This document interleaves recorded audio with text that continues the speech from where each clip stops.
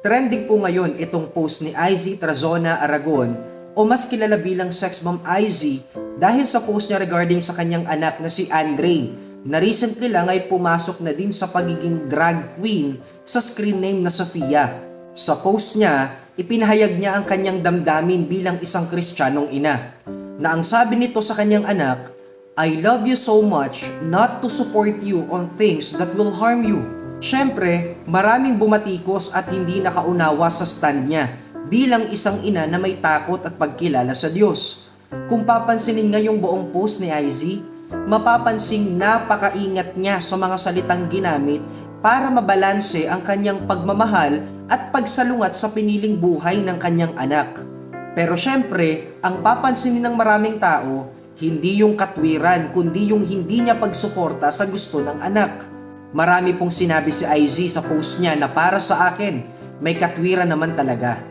Pero isa sa tumatak sa akin ay yung pag-quote niya ng Matthew 24 verse 35 na ang sabi po dito, "Heaven and earth shall pass away, but my words shall not pass away."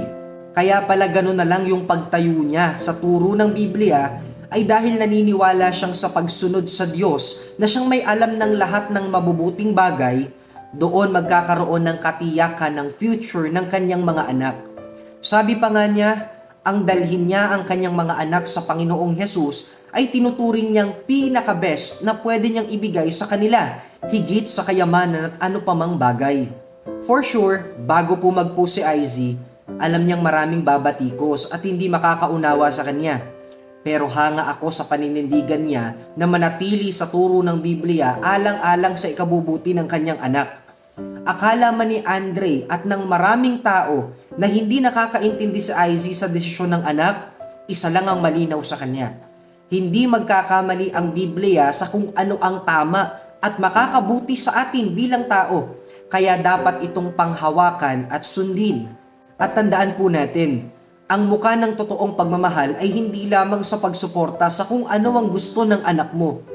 Maipapakita din ito sa paraan na hindi mo hahayaang manatili sila sa mga mali nilang desisyon dahil ayaw mo silang masaktan. Kasi nga, mahal mo sila.